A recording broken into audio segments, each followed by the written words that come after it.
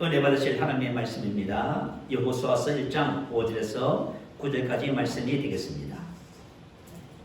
여호수아서 1장 5절에서 9절까지 말씀 우리 함께 교독합니다. 제가 먼저 5절 말씀 받들어 봉독하겠습니다.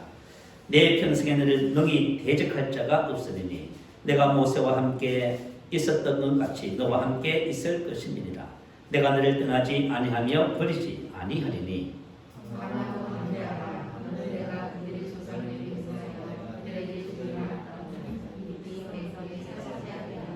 오직 강하고 극히 담대하여 나의 종 모세가 내게 명령한 그 율법을 다 지켜 행하고 우르나 자르나 치우치지 말라. 그리하면 어디로 가든지 형통하리니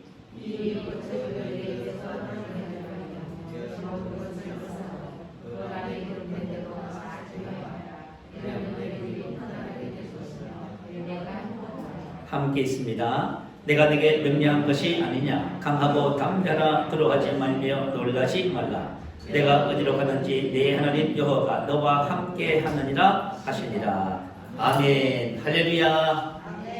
저는 오늘 이 본문 말씀을 근거로 해서 담대하라 이런 제목의 말씀으로 은혜를 나누겠습니다. 오늘날을 불확실성의 시대라 하지요. 또 우리는 대단히 위험한 세상에서 살아가고 있습니다.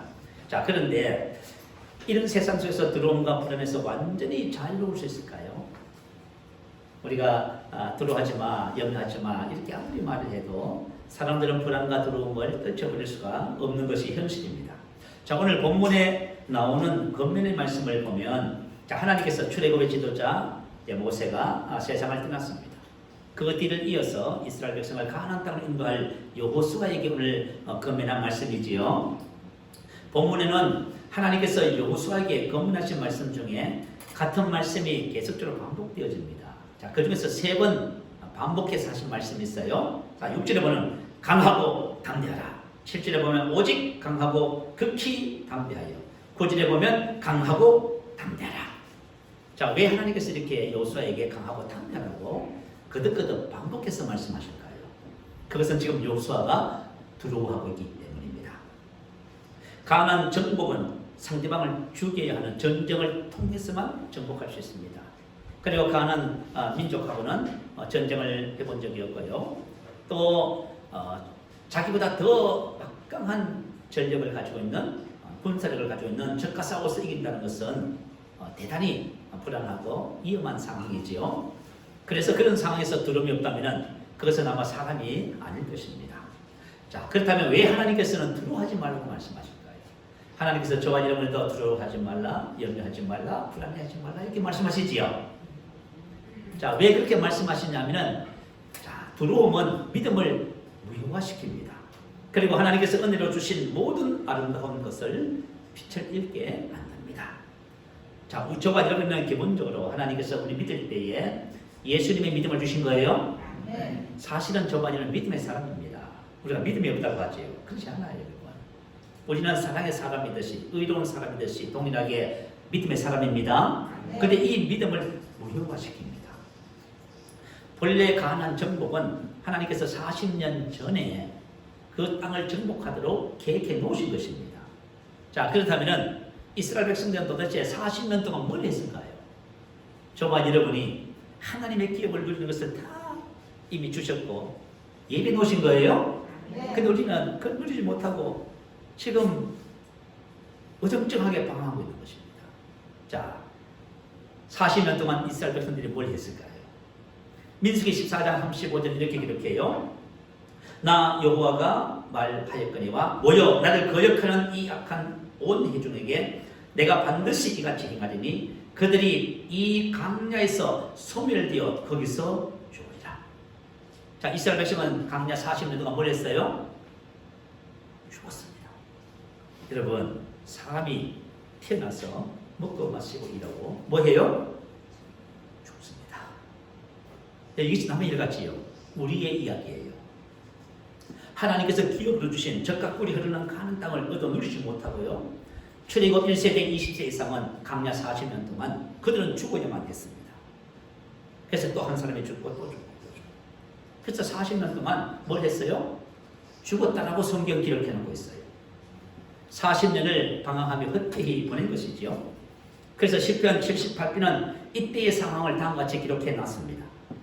그의 기이한 일들을 믿지 아니하였으므로 하나님이 그들의 날들을 헛되이 보내게 하시며 그들의 횟수를 두루뭉로 보내게 하셨다.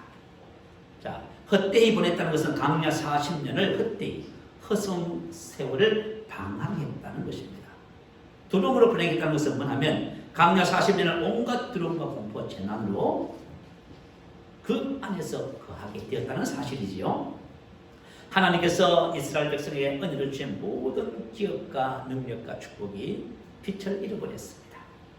왜 이렇게 되었을까요? 믿지 아니하고. 왜 그들이 믿지 않았을까요? 그들이 믿음을 무효화시켰습니다. 어떻게 해요?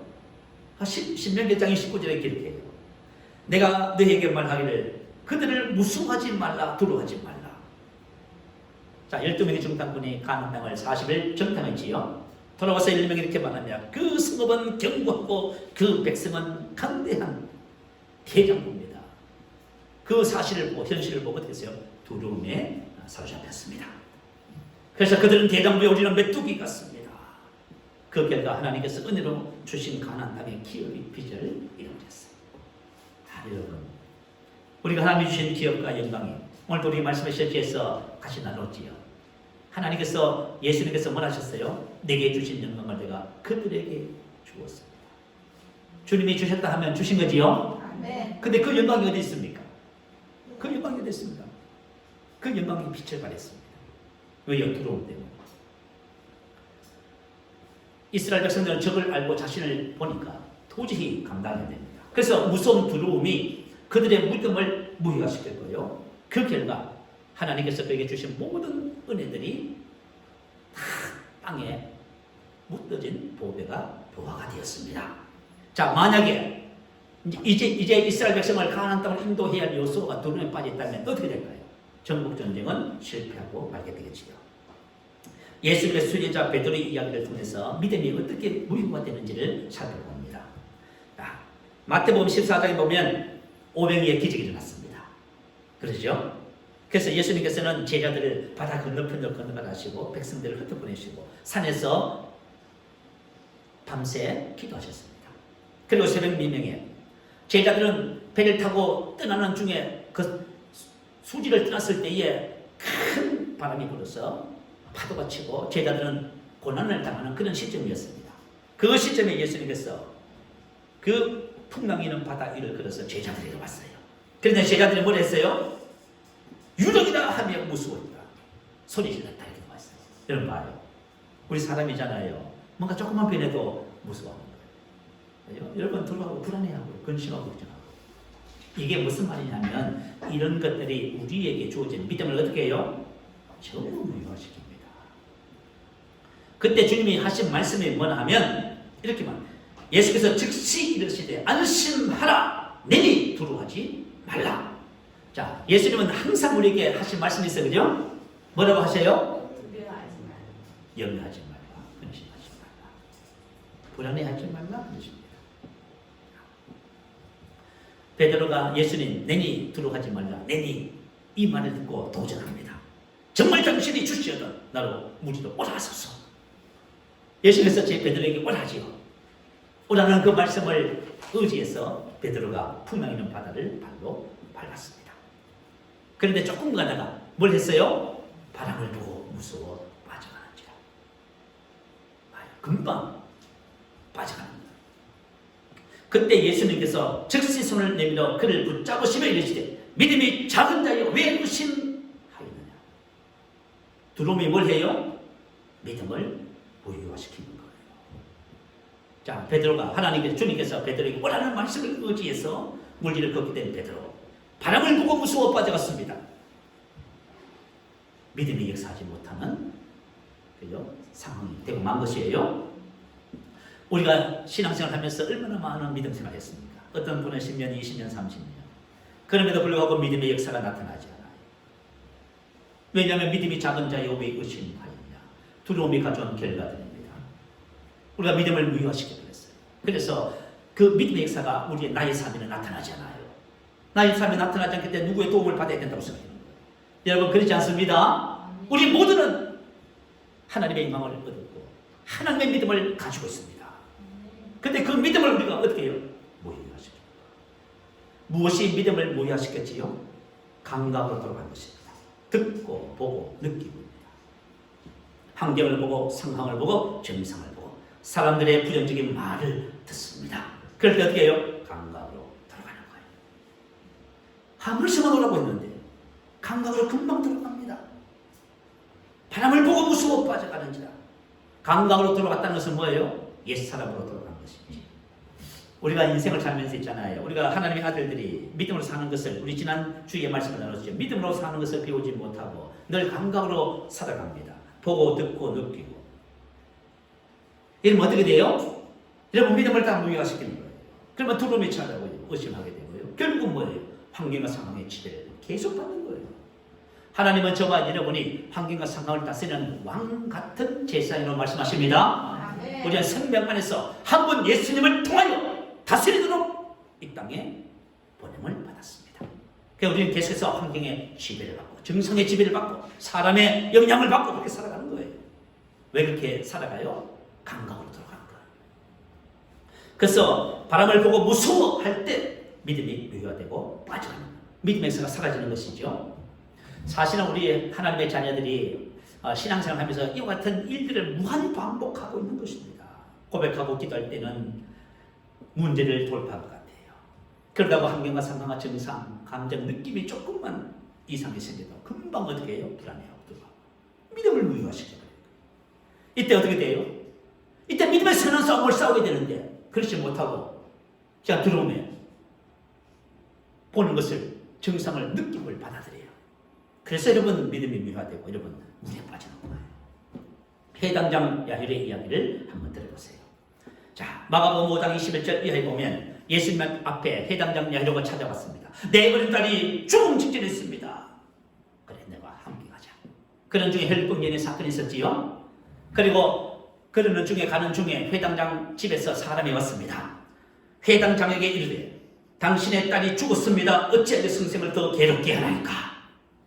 죽어버렸답니다. 그럼 끝난 거잖아요. 근데 예수님께서 그 하는 말을 뱉어서 들으시고 회당장에 이르시되 두려워하지 말고 믿기만 하라. 두려워하지 말고. 왜 두려워하지 말라고 하시죠? 우리는 뭔가 열심히 할 때가 조금만 문제가 생겨도 뭐해요? 두려워해요. 불안해요. 왜 이렇게 두려움이 많은지 모르겠어요. 불안한지 모르겠어요. 근데 두려워하면 어떻게 돼요? 여러분 믿음이 무효화됩니다.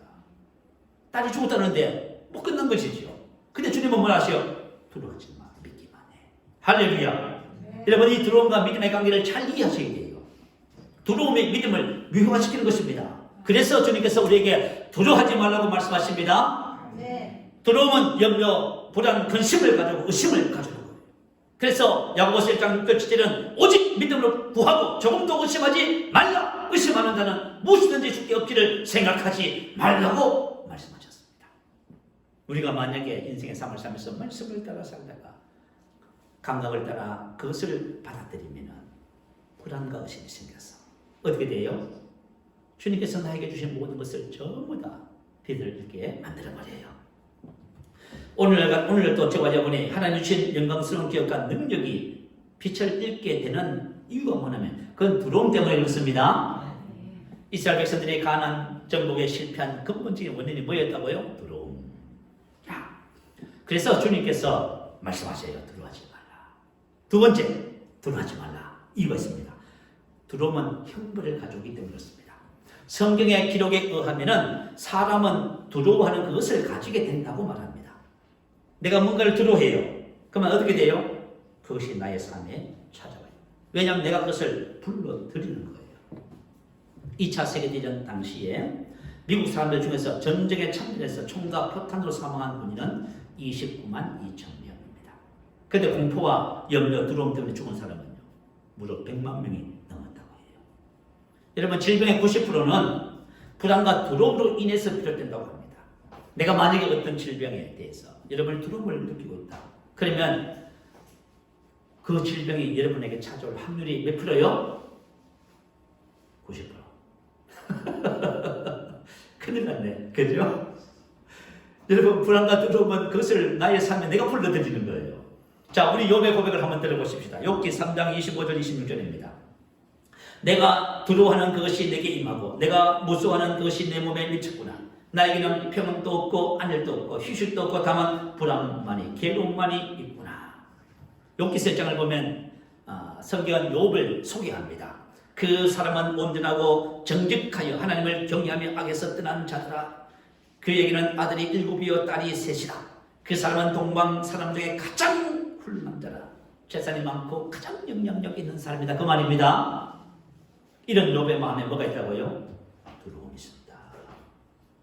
여러분, 우리 생각에는 저 사람이 재산도 많고 건세도 있고 다 좋으니까 두려움이 없다고 생각하지요. 아닙니다. 사람은요, 내가 많이 가지면 아무 상관없이 뭐가 있어요? 두려움이 있어요.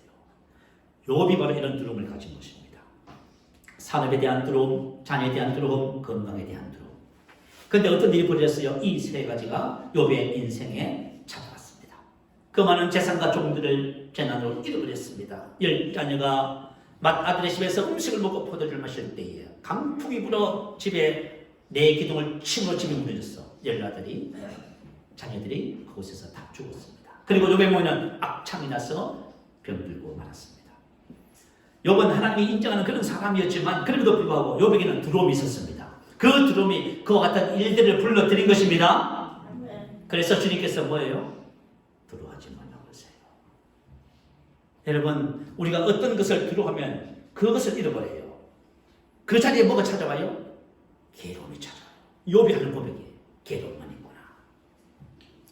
요한일서 4장 18절에 기록합니다. 두려우면 형벌이 있습니다. 여러분, 이 말씀을 꼭 기억하셔야 돼요. 두려우면 뭐가 있다고요? 두려우면 형벌이 있습니다. 두려우면 형벌이 있습니다. 사람들이 두려워하는 것이 있어요. 두려워하는 것이 있어요. 뭘 두려워할까요? 이미 지나간 것을 두려워합니다. 이미 지나갔는데 그걸 두려워하고 있어요. 40%. 두 번째는 아직 내게 닥치지 않는 앞날에 대한 두려움입니다. 50%. 욥의 경우지요. 그래서 이미 90%가 이런 두려움이에요. 그러면 10%만이 뭐예요? 현재 일을 두려워하는 거예요. 그러나 우리 그리스도인들은 현재 그 일을 두려워할 필요가 전혀 없습니다. 혹시 이런 말을 들어보셨어요? 태도가 상황보다 중요하다는 말을 들어보셨어요? 자, 태도가 상황보다 중요하다. 자, 이 말은 미국의 유명한 정신과 의사인 칼 메닝거가 항상 강조한 말이었다고 합니다. 그러나 이것은 성경에서 한 말이에요. 성경에서는 태도가 상황보다 더 중요하다고 말합니다. 지금 우리에게 벌어진 그 일은 우리들의 미래를 결정하지 않습니다. 지금 어떤 일을, 어떤 상황과 어떤 일을 당하고 있습니다. 그것이 우리의 미래를 결정해요? 하지 않습니다. 우리 성경을 보세요. 모든 것이 행복하게 뭐가 됐어요? 맞아요, 여러분. 그 일을 대하는 우리의 태도가 우리의 미래를 결정합니다. 그래서 현재 어떤 것 상관없이 미래는 언제나 누구에게 달렸어요? 나의 선택에 달려있어요. 기억하셔야 돼요, 여러분. 여러분, 지금 여러분 문제가 있습니까? 그것이 여러분 미래를 결정하지 않아요. 그것은 협력하게 선이 될 것입니다. 그것은 잘 될 것입니다. 근데 우리가 뭘 선택해요? 불안과 두려움으로 잘못된 것을 선택하는 거예요. 그래서 그것이 나의 인생을, 미래를 결정해버리는 거예요. 그래서 우리는 믿음으로 하나님이 주신 말씀을 따라서 협력하게 선이 될 것을 선택합니다. 그래서 내 미래는 내가 결정하는 거예요. 이걸 꼭 기억하셔야 돼요. 우리 사람들은 그 반대로 생각해요. 지금 현재 당하는 일이, 나의 지금 문제들이 내 미래를 결정하기 때문에 난 불안합니다. No, 그렇지 않아요. 어떤 일이 벌어져도 우리의 선택이 나의 미래를 결정합니다. 나의 미래를 그냥 환경에다가 맡겨두지 마세요. 우리는 믿음으로 그것을 변화시킵니다. 두려움을 극복하는 비결입니다. 자, 저와 여러분의 두려움의 출처를 먼저 살펴봐야 합니다. 첫 번째는 인간의 심리의 공통된 속성입니다. 심리학에서 말해요. 다시 말하면 이런 거예요. 사람은 이제요, 가만히 두면 뭐해요? 불안해요. 우리 생각에는 나는 그렇지 않습니다. 너 아니에요, 여러분. 사람은 그냥 가만히 있으면 불안해합니다. 그냥 다 잘 돼가고 있는데 혼자서 앉아서 뭐해요? 불안해해요, 여러분. 사고 나면 어떡하지? 잘못되면 어떡하지? 죽으면 어떡하지? 뭐 어떡하지? 전부 불안증에서 좀 사로잡혀 있습니다. 자, 이 두려움은 언제부터 시작되었을까요? 하나님의 형상대로 창조될 당시에는 우리 사람의 마음에는 죄와 두려움이 없었습니다. 만약에 창조 때부터 죄와 두려움이 있었다면 하나님은 불완전한 하나님이십니다. 왜냐하면 우리는 하나님의 형상이잖아요. 하나님의 형상이라는 말은 하나님과 똑같다 그 말이에요. 창세기 3장 10절에 보면 언제부터 두려움이 시작됐는지를 기록해요.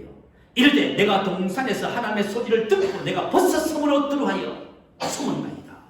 이때부터 두려움이 시작됐어요. 그래서 심리학에서는 이것을 가지고 뭐라 하면 인간의 심리의 공통된 특성이다 이렇게 말했어요. 사람은 근본적으로 불안과 두려움을 가지고 있습니다. 사단이 유혹했습니다. 선악과를 따먹었습니다. 죄를 범했고 하나님이 아담에게서 떠났습니다. 그때 뭐가 됐어요? 두려움이 찾아온 것입니다. 그래서 두려워서 숨었다는 거예요. 이것은 두려움은 이 세상에 태어난 모든 사람들의 모습입니다. 그래서 우리 옛사람의 타고난 본성이 두려움입니다. 아담의 첫 번째 아들 가인이 동생 아벨을 쳐 죽였다 합니다. 그리고 난 다음 하나님을 그가 떠나면서 한 일이 뭐지요? 창세기 4장 17절에 가인이 성을 쌓고 성을 쌓았습니다. 성이라는 것이 뭐예요? 성은 도시 문화가 이때부터 시작된 거예요. 왜 성을 쌓았어요? 무릇 나를 만나는 자마다 나를 죽이겠나이다. 죽음, 안전에 대한 두려움 때문에 성을 쌓게 된 것입니다. 그래서 여러분, 성읍 도시 문화, 지금 현대 도시 문화의 특성이 뭘까요? 두려움부터 시작했고 두려움을 해소하는 문화입니다. 북한의 김정은이는 핵을 절대로 포기하지 않습니다. 왜요? 두려움 때문에. 우리 사람들의 말과 행동의 이면에는 뭐가 자리 잡고 있어요? 두려움과 불안이 자리 잡고 있습니다. 그래서 이 두려움과 불안을 해결하지 않으면 사람은 근본적으로 안식과 평안을 누릴 수가 없습니다. 네. 한번 물어보세요, 여러분이. 저 사람은 염려가 없을 것 같아. 뭐 다 가지고 있는 걸 한번 물어보세요. 불안하지 않는지, 두려워하지 않는지 한번 물어봐요, 여러분. 의심스러우면. 다 불안해요. 우리 사람이 두려움 때문에 뭘 해요? 거짓말도 하고요. 자신을 포장하면서 자신을 숨기잖아요. 아담이 뭐라 그래요? 숨었습니다. 스스로 숨겼다. 그 말. 그래서 두려움이 많은 사람은 사람과의 관계도 힘들고요. 사회생활도 힘들어요. 매사가 불편해요. 왜냐하면 자신을 포장하고 숨겨야 되잖아요. 그리고 또 하나님께서 아담에게 하와에게 질문했습니다. 어디 있느냐?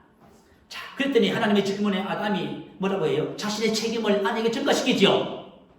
하나님이 주신 저 여자가 숨으로 내가 먹었습니다. 왜 책임을 전가시켜요? 불안해서, 두려워서. 우리가 인생을 살면서 있잖아요. 내 인생을 내 스스로 망쳐요. 뭐예요? 책임 있는 사람이 되어야 되는데 책임 없는 무책임한 사람이 되는 거예요. 그래서 자기 자신의 인생을 책임지지 않으니까 온 문제를 일으켜놓고 내 인생을 스스로 그죠? 실패하게 만들어 가는 거예요. 근데 그거 원인이 뭐라고요? 두려움. 두려움 때문에 그렇게 하는 것입니다. 자, 두 번째는 사단입니다. 사도 바울이 믿음의 아들 디모데에게 주는 권면의 말씀이 있어요. 디모데후서 1장 7절입니다. 올려주세요. 같이 있습니다. 시작. 하나님께서 주신 것은 두려워하는 마음이 아니요 오직 능력과 사랑과 절제하는 마음이니. 하나님께서 우리에게 주신 것은 두려워하는 영이 아니요 오직 능력과 사랑과 절제하는 영이다 그 말이에요. 훌륭한 영이에요. 영. 왜 지금 사도 바울이 디모데에게 이 말을 기록했을까요? 지금 디모데가 낙심하고 있어요. 지금 소심에 빠졌어요. 사역에 힘을 잃어버렸어요. 왜냐하면 거짓 교사들을 대적할 때에 그들은 두려워했어요. 그리고 자신의 영적인 아버지 사도 바울이 감옥에 투옥되어 있는 상태입니다. 그래서 두려워했습니다. 그래서 사역에 자신감을 상실하고 말았습니다. 자, 하나님께서 우리에게 주신 것은 두려워하는 영이 아닙니다. 두려움의 영은 사탄을 말합니다. 사단은 환경과 상황과 정상과 사람들의 말과 이것을 통해서 우리에게 뭘 자꾸 주는 거예요? 두려움을 주는 거예요. 왜 두려움을 줄까요? 두려움을 주면 우리 믿음이 묘화되는 거예요. 그리고 하나님이 주신 기업과 능력과 영광을 어떻게 해요? 상실되게 만들어요. 무력화시켜버리는 거예요. 그래서 사단의 전략은 간단해요. 우리에게 두려움을 주는 거예요. 우리가 이런 것을 경험하잖아요. 말씀을 고백해요. 그죠? 될 것 같아요. 근데 정성이 더 나빠졌어요. 어떻게 됐어요? 불안하고 두려워하잖아요. 그러면서 우리가 난 안 되나 봐. 포기하잖아요, 여러분. 여러분 왜 포기를 해요? 이미 주신 건데. 이미 영광과 아브라함의 축복과 신성한 건강은 저와 여러분의 것입니다. 이미 주신 것을 왜 포기하냐고 말이에요. 사단이 그렇게 역사하고 있는 거예요. 지금 디모데가 두려워하고 있다면 그는 앞으로 아무것도 못합니다. 능력, 사랑, 절제의 영이 바로 성령님이십니다. 우리 안에 계신 성령님은 우리에게 불안과 두려움과 염려와 근심을 절대로 주지 않습니다. 썩지 말아야 돼요. 자, 세 번째는 죄로 인해 하나님께서 떠나셨기 때문에 두려워하는 거예요. 자, 여러분 한번 생각해보면 우리 장난입니다. 용인 장난도 되게 복잡해요. 그죠? 장난 아니면 그죠? 해운대 여름에 해수욕을 갔습니다. 근데 우리 엄마들이 6살 먹은 그죠? 아래에 손을 묻혔어요. 그만 그때부터 이 아는 불안과 두려움에 계속 옵니다. 그래서 사람들이 그죠? 엄마를 잊어버렸구나. 그래서 걔를 달래고 또 보호소에다가 맡겼어요. 보호소에서도 가져다 주고 아무리 해도 얘가 울음을 거치 안 거쳐요. 그런데 소식을 듣고 엄마가 들어왔어요. 그럼 어떻게 돼요? 애가 우왕 했다가 불안과 두려움을 싹 씻어버려요. 나의 심령 속에 하나님이 없는 나의 심령 속에 예수 그리스도를 구주로 영접하고 주님의 나의 마음을 주장할 때 어떤 일이 벌어질까요? 두려움이 사라져요. 아시겠죠? 두려움은 그런 일이에요. 하나님이 나의 심령에 오셔서 나를 딱 주장하시면 두려움이 딱 사라져요. 두려움을 극복하는 방법입니다. 자, 두려움을 극복하는 것은 첫 번째로 하나님을 아는 것에 달려 있습니다. 나와 함께 하시는 하나님을 아는 것에 달려 있다 그 말이에요. 자, 오늘 본문 말씀 볼까요? 5절, 9절. 내 평생에 너를 능히 당할 자가 없으리니 내가 모세와 함께 있었던 것 같이 너와 함께 있을 것이니라. 내가 너를 떠나지 아니하며 버리지 아니하리라. 9절 말씀입니다. 내가 내게 명령한 것이 아니냐. 강하고 담대라. 두려워하지 말며 놀라지 말라. 내가 어디로 가든지 네 하나님 여호와가 너와 함께 하느니라 하시니라. 두려워하고 있는 여호수아에게 첫 번째 하나님이 두려움을 극복하는 처방으로서 뭐라고 말씀하시지요? 내가 너와 함께 한다. 어디로 가든지 너를 떠나지 아니하고 버리지 아니하리라. 왜 이렇게 하셨습니까? 하나님이 우리와 함께 하신다는 의미가 뭐냐면 내 평생에 너를 능히 당할 자가 없어지라 이 말입니다. 할렐루야. 하나님이 나와 함께 하시면서 내가 알잖아요. 그만 내가 알아요. 평생에 그 어떤 것도 나를 당할 자가 없다. 그걸 알아요. 질병이, 죽음의 병이, 문제가, 사건이 어떤 것도 어떻게 해요? 나를 당할 수 없습니다. 아멘. 나는 그것을 정복하고 치료합니다. 그게 바로 함께 하신다는 의미예요. 내가 모세와 함께 있던 것 같이 모세가 부름을 받으시고 들어오겠어요. 여러분. 여러분이 만약에 교회에서 교사 좀 해보세요. 셀리도 한번 해보세요. 여러분 어떻게 해요? 거절하지요. 왜 거절합니까? 그 내면 속에 불안, 두려움이 있어서 그래요. 저와 여기 인생을 살면서 불안, 두려움이 근원적인 문제이고 이걸 해결하지 않으면 안식 평안이 없어요. 그리고 하나님께서 우리에게 주신 지혜와 능력 전부 어떤 것 사장시켜버려요. 그거 사용할 수 있을 것 같지요? 사용 못해요. 모세가 하나님의 부름을 받았습니다. 거절합니다. 계속 거절했습니다. 그때 하나님이 뭐라 하셨어요? 모세가 하나님께 아뢰되 내가 누구이기에 바로에 가며 이스라엘 자손을 애굽에서 인도하여 내리까? 내가 누구이기에? 내가 나를 바라보세요. 내가 나를 보니까 도저히 어떻게 할 방법이 없어요. 내가 어떻게 바로에 가며 이스라엘 백성을 애굽에서 인도하여 내겠습니까? 나를 보십시오. 나를 보십시오. 나를 보는 거. 내 안에 계신 하나님만 보지 않는 거예요. 아시겠지요? 나를 보는 거. 나를 보니까 내 환경과 상황을 보니까 하나님은 그때 두려워하는 모세에게 하나님 주신 처방이에요. 하나님이 이르시되 내가 반드시 너와 함께 있으리라. 아멘. 이게 무슨 말이에요? 너의 평생에 너를 당할 자가 없어지라 그 말이에요. 여러분. 무슨 말인지 알겠지요? 여러분이 왕님의 전복자입니다. 평생에 너희 나를 당할 자가 없습니다. 그때 모세가 두려움을 극복하게 됩니다. 히브리서 11장 27절에 보면 믿음으로 애굽을 떠나 왕의 노함을 무서워하지 아니하고 곧 보이지 아니하는 자를 보는 것 같이 하여 참았으며 곧 보이지 아니하는 자를 보는 것 같이 하여 참았으며 이 말의 뜻은 참았다는 말은 학고부정하다 그 말이에요. 보이지 않는 자를 보는 것 같이 합공을 했단 말이에요. 두려움을 극복하는 비결입니다. 너와 함께 있을 것입니다. 이제 하나님께서 누구에게 말해요? 여호수아에게 말씀하시죠. 여호수아가 이 말을 들으면서 두려움을 극복해 갑니다. 너와 함께 있으리라. 여호수아는 모세의 시종이었다 하죠. 지금으로 말하면 비서입니다. 그래서 40년 동안 모세를 지켜봤어요. 모세와 함께 하시는 하나님을 본 겁니다. 애굽에서 봤습니다. 애굽에서 바로와 그의 백성들을 어떻게 굴복시켜요? 10가지의 재앙으로 하나님께서 모세를 통하여 굴복시킨 것을 봤습니다. 그리고 홍해에서 봤어요. 홍해에서 어떤 일이 벌어졌어요? 앞에 홍해는 갇혔고 뒤는 애굽 군대가 특별병거 600석을 동원해서 이스라엘을 다시 사로잡기 위해서 추적해 왔습니다. 그때 어떤 일이 벌어졌어요? 홍해에서 길을 여시는 하나님을 봤어요. 모세를 통해서 길을 여시고 그리고 원수를 수장시키시는 멸하시는 하나님을 본 것이지요. 그리고 강야에서 봤어요. 뭘 봤어요? 인도하시는 하나님을 봤어요. 승리하게 하시는 하나님을 봤죠. 그리고 모든 것을 채우시는 하나님을 본 것입니다. 그래서 그 하나님이 누구와 함께해요? 여호수아와 함께 하겠다는 겁니다. 자, 저와 여러분이 이제 신앙의 삶을 살잖아요. 근데 이 중요한 원리가 하나 있어요. 자, 우리 가정에서 부모님이 계시고 자녀들이 있어요. 자녀들은 뭘 봐요?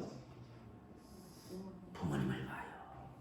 이 문제 속에서, 이런 어려움 속에서 어떻게 하고 계시는가, 그 보는 거, 여러분. 여러분이 함께 하시는 그 하나님을 인하여 담대하고 그 문제를 극복해 나갈 적에 여러분 자녀들이 어떻게 돼요? 하나님은 살아계십니다. 이렇게 말해요, 여러분.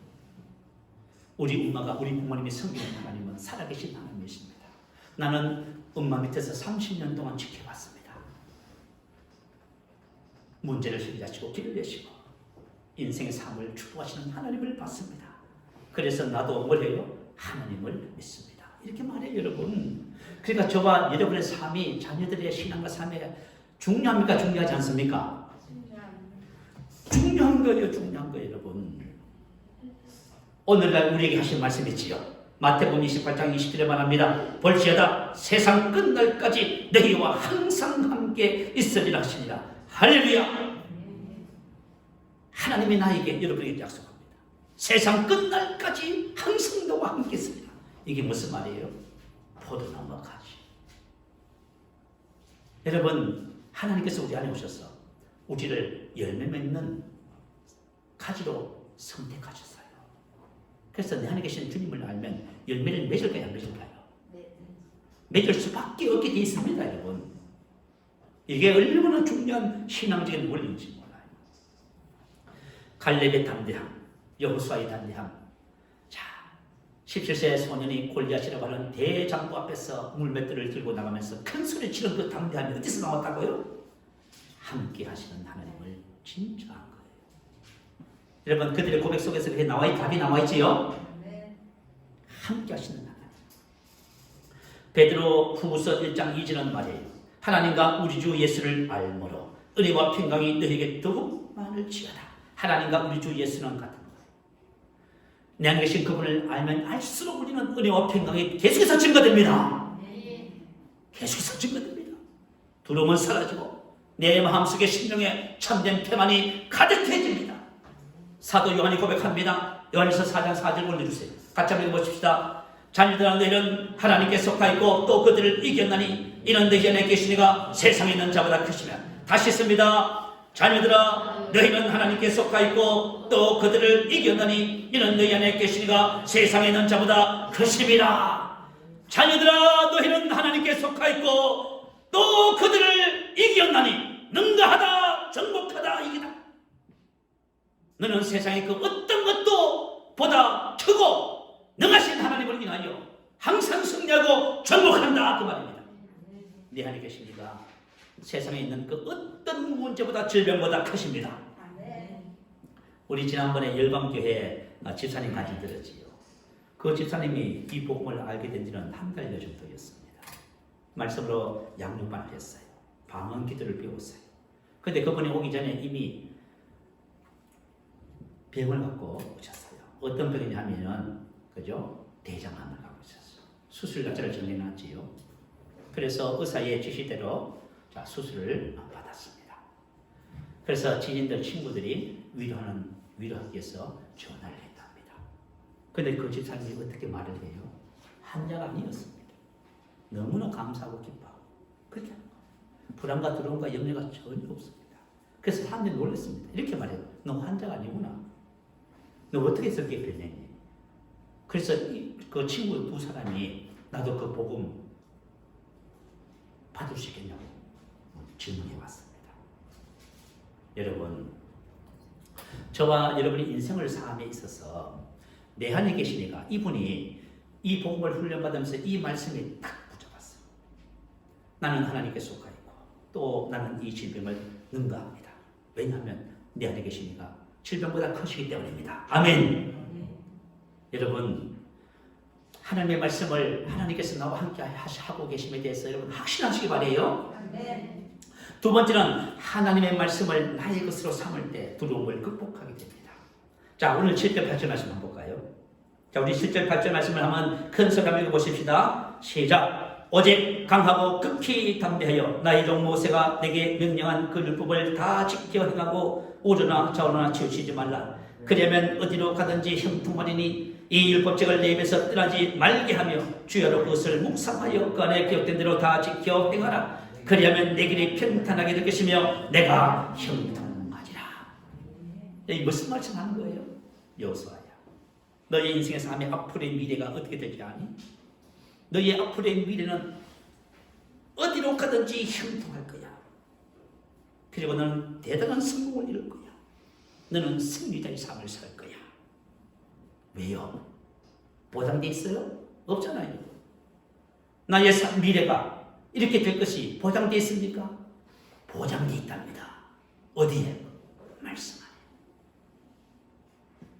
하나님의 말씀 안에 아름다운 미래가 보장돼 있답니다. 어떻게 해야 된다 하죠? 내가 말씀을 내 입에서 떠나지 말게 하며 주야로 그것을 묵상하라. 내가 말씀을 취하면, 내가 말씀을 가지면 말씀이 말한 것이 너의 삶에 이루어지리라.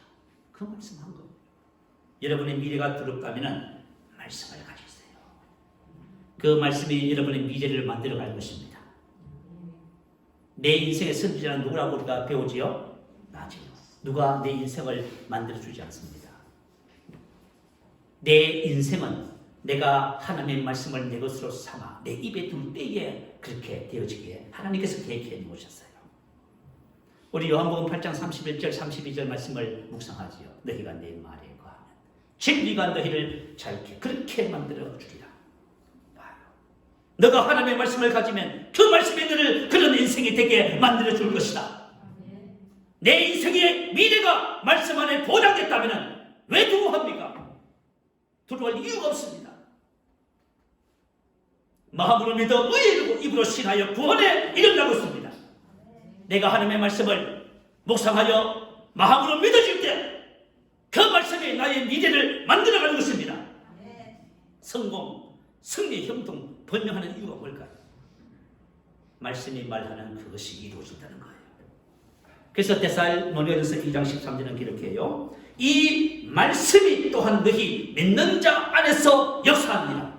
자, 저와 여러분의 시험 보면 주님이 뭘 주신다고요? 말씀을 주셔요. 왜 말씀을 줘요? 이 말씀이 너의 미래다 그 말이에요. 나의 미래가 뭐예요? 말씀 안에 있어요. 예측이 가능한 사람이 있고요, 예측이 불가능한 사람이 있어요. 하나님의 말씀을 나의 것으로 삼는 사람은 언제나 예측이 가능합니다. 자, 건강에서 신성한 건강, 주의 말씀을 내 것으로 삼으면 그 사람은 어떤 환경과 상황 속에서도 건강의 복을 받게 됩니다. 여러분 질병에 대해서 들어가시나요? 여러분 주의 말씀을 가지셔요. 그러면 그 말씀이 여러분을 일평생 건강한 삶을 살게 합니다. 번영과 승리와 축복의 말씀에 대해서 여러분은 걱정할 것이 없어요. 하나님께서 주신 아브라함의 축복의 말씀은 저와 여러분 신고 거두는 법칙을 따라서 살아가면 저와 여러분의 삶의 미래는 보장되어 있습니다. 언제나 승리하게 되었습니다. 그래서 예측이 가능해요. 나는 나의 미래가 예측 가능합니다. 지금 말씀대로 될 것이기 때문입니다. 우리 사람들은 관계를 힘들어해요. 남편과의 관계, 자녀의 관계, 시부모님과의 관계, 여러 가지 관계를 어려워해요. 그러나 관계의 말씀을 가지고 있는 사람은 언제나 그 사람의 관계를 아름답게 만들 것을 우리는 압니다. 그래서 모든 면에서 그 사람은 예측 가능한 사람이 되는 거예요.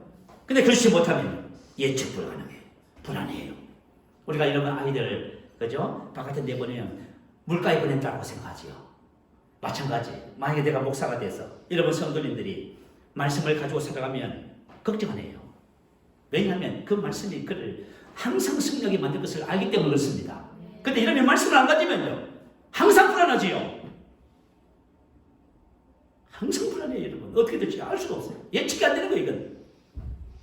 어디 가서 넘어져서 사고를 당할지, 문제를 발생시킬지. 이렇게 되는 거예요.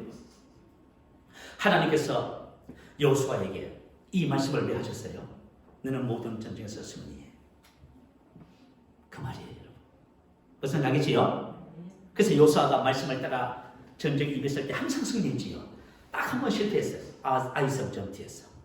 말씀대로 하지 않았습니다. 그래서 여호수아는 언제나 전쟁 속에서도 예측 가능한 삶을 살았습니다. 참 놀랍지 않습니까, 여러분? 어떻게 내 인생의 미래가 예측 가능할까? 사람들은 항상 불안해하는 거예요. 여러분, 조 단위의 돈을 모아놓고도 불안해하는 거예요, 여러분. 더 있어야 돼, 더 많아야 돼. 그리고 안전장 실마리를 해놓습니다. 자, 이게 우리 인생의 삶이에요. 우리 많은 간증을 들어요. 정말 불치병했어. 정말 가난 속에서 복음사가가 되고 탁월한 삶을 사는 사람들의 간증을 들어봅니다. 근데 그들이 뭐라고 간증을 하지요? 이렇게 간증합니다. 이 모든 것은 바로 은혜의 말씀에서 나왔습니다. 이렇게 간증해요, 여러분. 이 모든 것이 하나님의 말씀에서 나왔습니다. 야, 오늘 하나님께서 우리에게 말씀하고 계시는 거예요. 그래서 저와 여러분의 미래가 예측 가능해요. 여러분이 말씀을 가지고 산다면 여러분의 미래는 보장이 되어 있고 예측 가능합니다.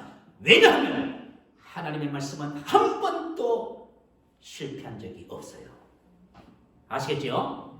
하나님의 말씀은 한 번도 실수한 적이 없어요. 고린도후서 1장 20절 말씀 보여주세요. 같이 한번 읽어봅니다. 하나님의 약속은 얼마든지 그리스도 안에서 예가 되니 그런즉 그로 말미암아 아멘하여 하나님께 영광을 돌리게 되리라. 하나님의 모든 말씀은 언제든지 그리스도 예수 안에서 예가 됩니다. 노가 없어요. 그래서 우리가 뭐해요? 아멘하여 하나님께 영광을 돌리는 거예요. 하나님의 말씀은 항상 예측 가능하고 성공하게 되어 있습니다. 내가 말씀을 붙잡기만 하면 나는 성공의 탁월한 사람으로 살아갈 수밖에 없게 됩니다. 세 번째는 자신의 정체성을 알 때 두려움을 극복합니다. 제가 한 4년, 5년 설교하면서 계속 정체성 얘기를 설교 때마다 빼지 않고 하고 있어요. 여러분 왠지 아세요? 새롭게 된 나의 정체성을 알잖아요. 그러면 옛 것을 전부 다 버리게 됩니다. 그리고 새 것 안에서 계속 성장해 가는 거예요. 그 정체성을 모르면요. 정체성을 모르면 여러분이 옛 것과 새 것을 막 섞어가지고 정신이 없습니다. 불안과 두려움도, 그죠? 환경과 상황이 그래서 들어오고 이렇게 생각합니다. 여러분, 그렇지 않아요, 여러분. 두려움은 옛 사람의 본성이에요. 새 사람의 본성은 두려움이 없어요, 여러분. 그래서 디모데후서 1장 7절에 기록했지요. 하나님이 우리에게 주신 것은 두려워하는 영이 아니요 오직 능력과 사랑과 절제하는 영이 있습니다. 우리는 주와 합판되는 하나의 영이죠. 이와 같은 속성들이 본성들이 바로 나의 것인 거예요. 그래서 나는 나의 정체성을 알기 때문에 두려움을 어떻게 해요? 거절합니다. 왜요? 내가 아닙니다. 아픈 것이, 내가 연약한 것, 낙심하고 좌절하는 것, 죄 짓는 것, 불의하고 분노하고 남을 판단하고 내가 아닙니다. 난 거절해요. 난 나의 정체성을 알아요. 그리스도 안에 있는 나만 진짜 납니다. 하나님이 말씀하신 나만 진짜 나예요. 그 외에는 전부 다 부인합니다. 나는 예수 이름으로 두려움의 영은 떠나가라고 명령합니다. 나에게 두려움이 찾아오면 예수 이름은 내가 아니야. 예수 이름으로 두려움의 영은 떠나가라고 말합니다. 두려움이 올 때마다 무한 반복합니다. 두려움은 나에게서 영향을 끼칠 수가 없어요. 세상의 모든 것들은 내가 감각 지식으로 받아들인 것을 거절하기 때문에 나에게 영향을 끼치지 않습니다. 내가 그것을 만약에 놓고 있으면 그것이 나에게 들어와서 영향을 끼쳐버려요. 그래서 저와 여러분이 절망하고 낙심하고 좌절하고 근심하고 그렇게 되는 거예요. 여러분이 만약에 돌아가고 있다면 여러분은 지금 감각으로 가고 있는 거예요. 옛사람으로 돌아갔어요. 여기서 잘 기억하셔야 돼요. 신앙의 싸움은 믿음의 선한 싸움입니다. 모든 분야에서의 싸움이에요. 그래서 저와 여러분이 정체성을 확립하고 저와 여러분 두려움 불안은 내가 아닙니다. 그건 두려움의 영이 하는 일이에요. 그래서 우리는 두려움을 거절하고 두려움의 힘을 쫓아내므로 영을 세웁니다. 담대함을 세워나갑니다. 코로나 시대지요. 불확실성의 시대가 가정되고 있습니다. 그럼에도 불구하고 확실한 것이 세 개 있어요. 첫 번째, 영원하신 하나님이십니다. 그리고 영원한 그분의 말씀입니다. 그리고 그리스도 안에서 새롭게 된 나의 정체성입니다. 이것은 영원히 변하지 않습니다.